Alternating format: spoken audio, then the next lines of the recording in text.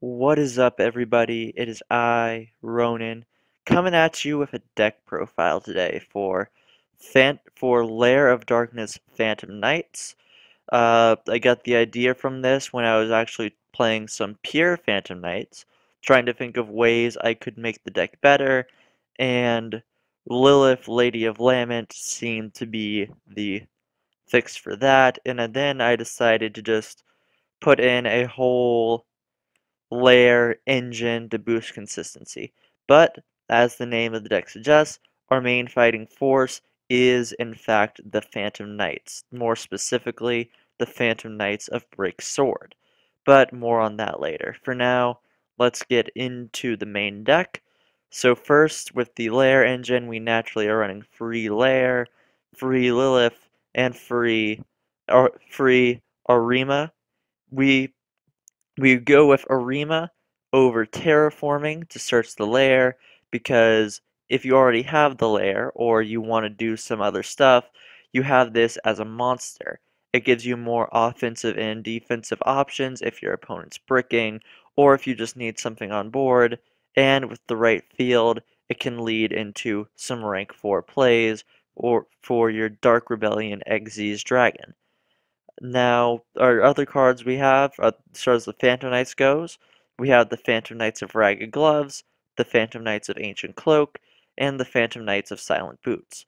We have Ancient Cloak because in the graveyard is a Rhoda, and it can power up any the Phantom Knights monster you want to by 800 by switching itself into defense mode.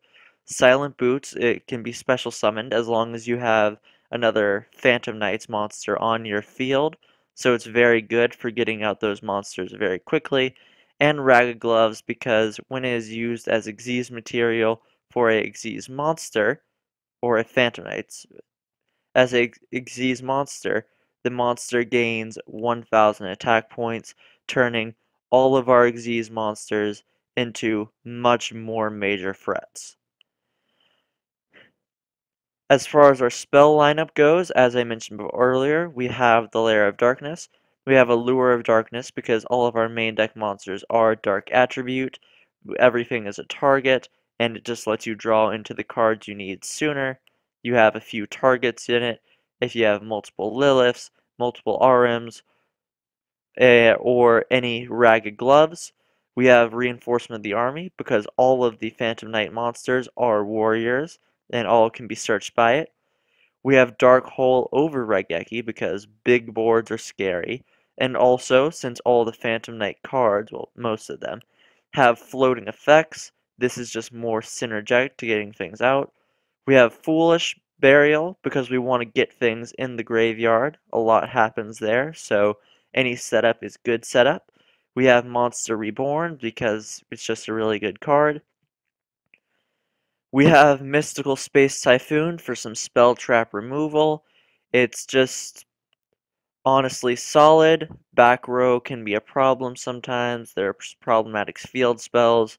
This is just a staple card that I enjoy having in my decks. I did consider Twin Twisters for a little bit, but I also realized that I'm using a lot of my hand whenever I'm doing a turn, so it's generally better to have this no-cost pop.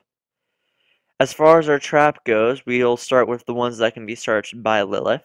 It is the Phantom Knights of Lost Vambrace and Phantom Knights Wings.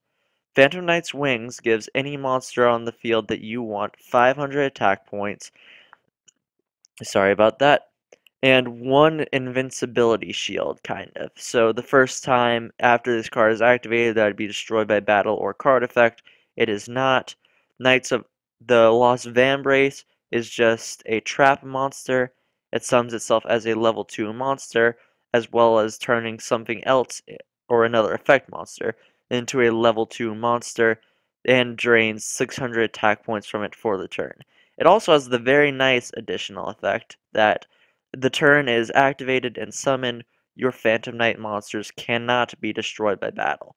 So this is a kind of nice thing to have turn 1 if you are very much bricking, and using it is pretty much an automatic the Phantom Knights of Cursed Javelin.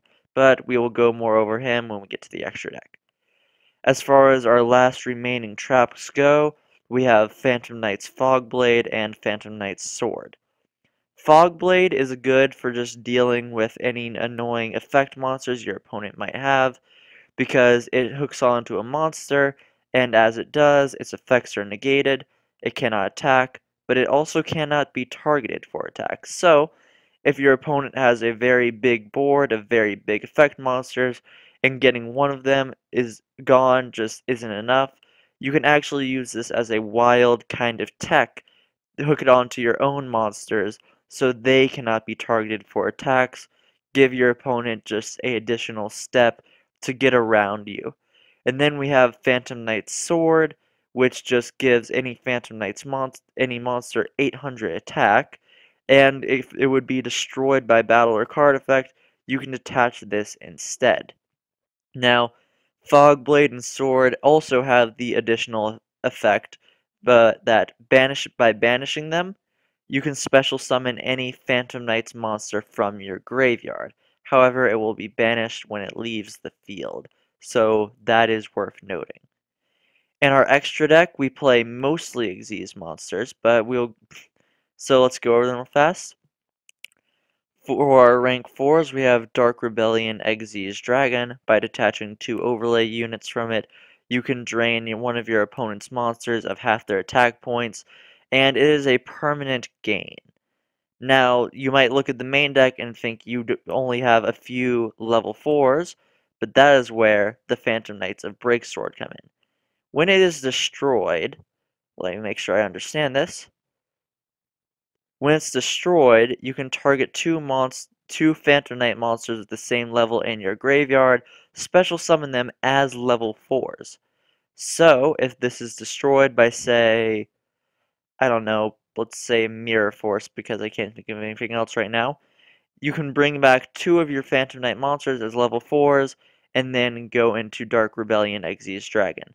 Break Sword is what you'll usually be going into, though, as the deck has a lot of level 3 plays that are just very easy to make. Now, for our last Phantom Knights Xyz monster, we have the Phantom Knights of Cursor Javelin.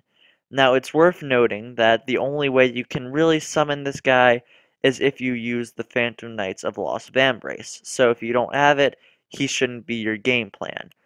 But he is a very solid card. It requires 2 level 2 monsters, and by detaching one Xyz material from it, you can negate a effect monster's abilities and 0 out its attack points. So any very annoying cards, he gets around quite easily. And for our last Xyz monster, while it is not a Phantom Knight, it is still very powerful in the deck, is Laverre the Sea Dragon. Now what he does is it's 2 level freeze, and once per turn you can attach 1 Xyz material from him to special summon one of your level 4 or below banished monsters. This gives you an answer in the sort of niche mass banish matchup, as well as working well when you can go off, as you are banishing a lot of level 4 and below monsters for your deck to work. And for our last monster, we have Troymare Unicorn, or Nightmare Unicorn, because it's just a little bit more spot removal, it's non-destruction, so that is always nice, and it's honestly just a good card, a little bit more power. It's dark attribute, so it does work, but there are definitely more options that you could have over this. If you felt like I just put this in here because I needed a link monster, and this did the most for the games I was in. As far as the side deck goes, you generally shouldn't be going into it, but it's just more stuff to make the deck more Lair focused if you feel it needs to be. We have free Darkest Diablos, a Monster Gate for more graveyard setup, a Soul Charge because our monsters in the graveyard, we are Xyz heavy, so it does help going into other cards. Share the Pain, a staple Lair deck choice. It just forces your opponent to tribute 2 of their monsters if the Lair is out. We have Terraforming if you feel like you need to get to the Lair more. 2 Burial from the different dimensions to get back more of your banished cards. as well as to return to the front lines or back to the front, because honestly, it's just another monster reborn. It's very generic, and it's pretty good. So that is the deck profile, and I will now go into a few replays to show what the deck is capable of. And I will say, in a few of the replays, it felt like a lot of what was happening that I could gain advantage from was my opponent just being dumb. But a few did really show off what the deck looks like when it's popping off. So with that, enjoy the replays.